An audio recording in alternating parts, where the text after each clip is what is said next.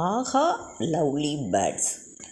இன்றைக்கி நம்ம ஒரு அழகிய பூச்சி, அதாவது அது பேசும்போது சொல்லும்போதே நமக்கு பறக்கிற மாதிரி இருக்கும்.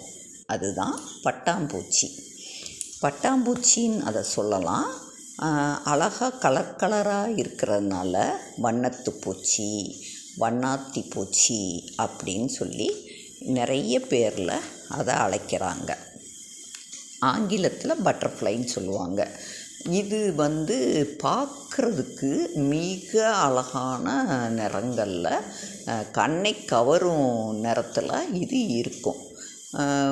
இது அழகான ரெக்கைகள் கொண்ட பறக்கும் பூச்சி இனத்தை சேர்ந்தது. இது பறவை கிடையாது, ஆனால் பூச்சி இனத்தை சேர்ந்தது.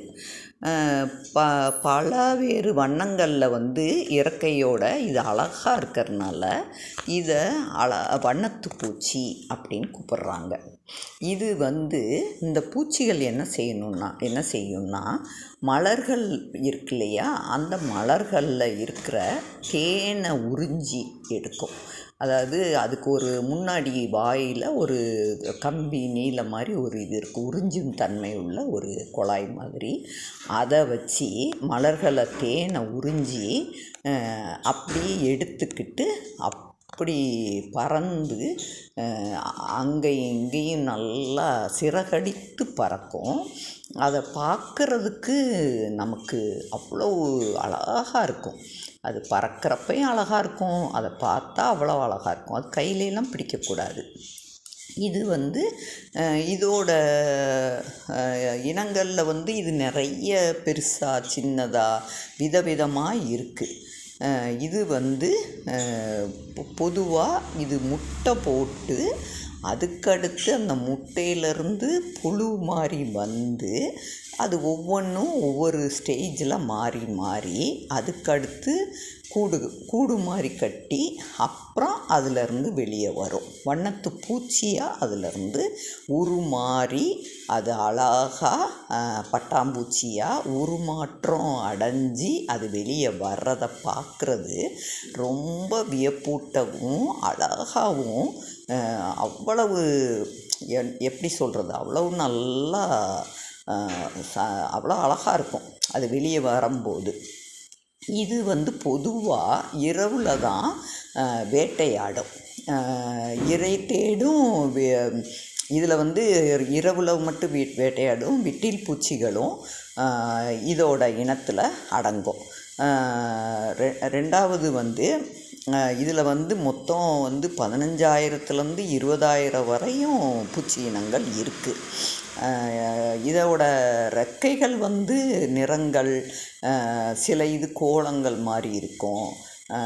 பெரும்பாலும் இடங்களில் இது வசிக்குது. வெப்பமண்டல காடுகளில் வாழ்ந்தாலும் இது குளிர் பகுதியிலையும் இது இருக்கும். மலைப்பகுதி, இமயமலை, கனடாவில் வடமுனை பகுதிகளில், கடும் வெப்பம் நிறைந்த பாலை நிலங்களிலுமே இது இருக்குது.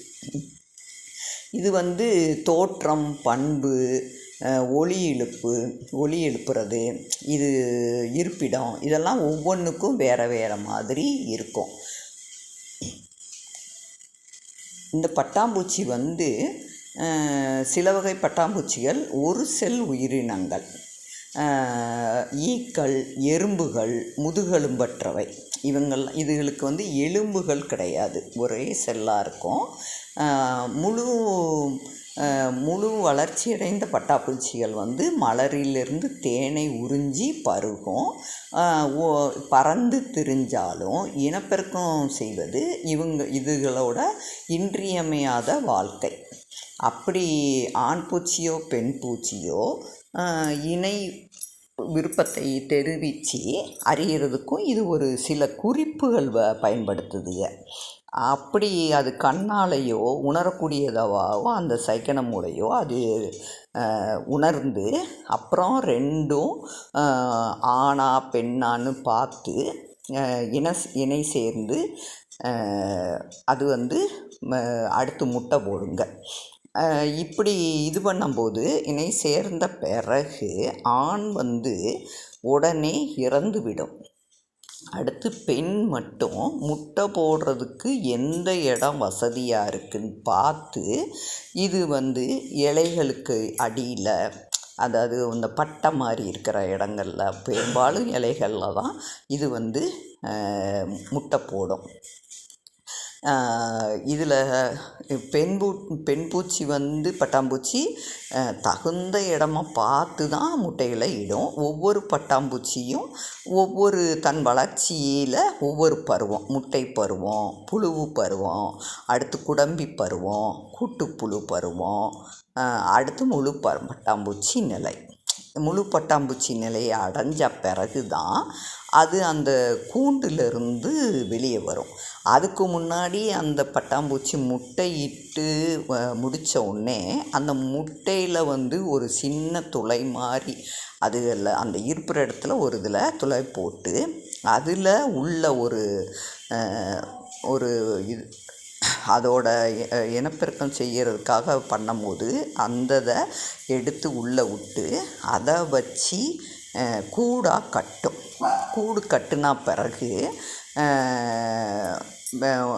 பொரிக்கும். அதாவது பெரும்பாலும் அந்த முட்டையில் ஒரு சில துளை, முட்டையில் இருக்கிற செய்து துளை வழியாக தான் புணர்ந்த பொழுது கிடைத்த விந்துக்களையே அது உள்ளே விடுது.